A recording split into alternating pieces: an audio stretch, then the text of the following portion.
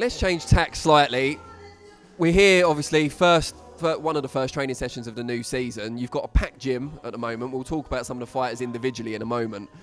In previous years, you've been training kind of 1-2 fighters at a time, which is a nice luxury to have, I'm sure you'll agree. What is it that's pulled you back into the sport in such a big way? Andy Lee, really. It was Andy Lee that gave me the personal involvement to want to stay in it, because of the fella that he was and the journey he was on. And I said to myself, okay, well, when Andy's career comes to an end, then I'm going to go off and do something different. And then along came Ryan Burnett.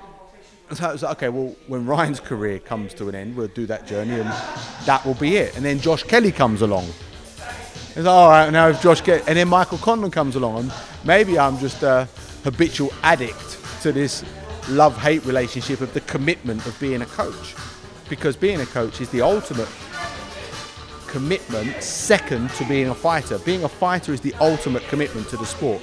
But when you're talking about time and energy, being a coach is the second commitment. That I always saw something I never speak about, but a real subject that's very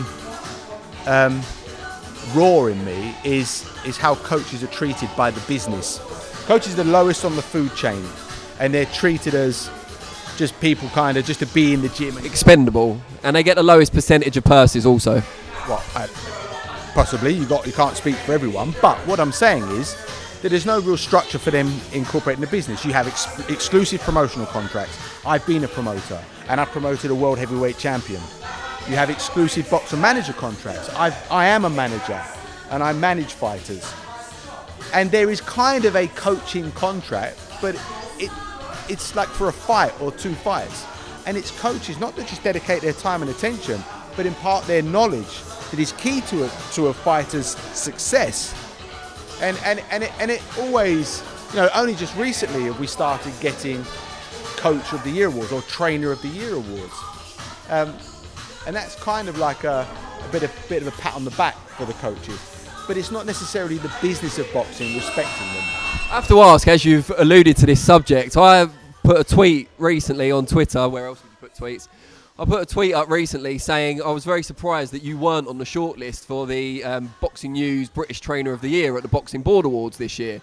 Now, the period, I believe, is summer to summer. You've had a lot of success, particularly with Ryan Burnett, but also with Josh Kelly in that period.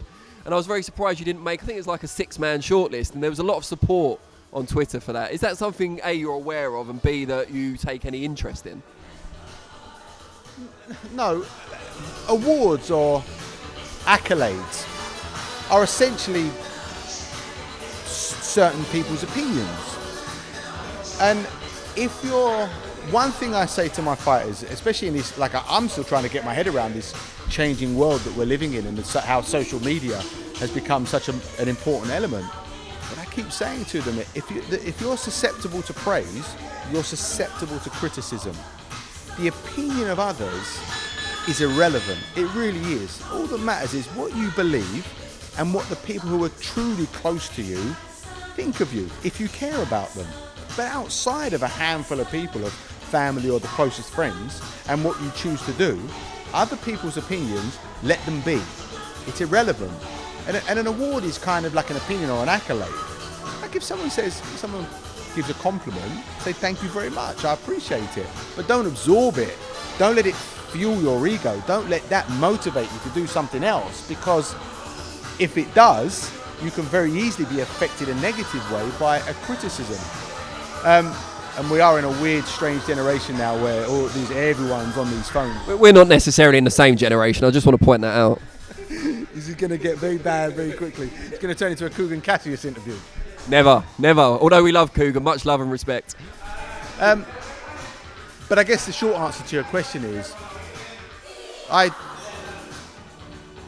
try to live in what I believe is right and wrong, and the opinions of others and allowing them to affect you is wrong. So whether it's a nomination for an award or somebody saying he's a crap fighter, he's never going to make it, just follow your own journey and just be happy with what you do.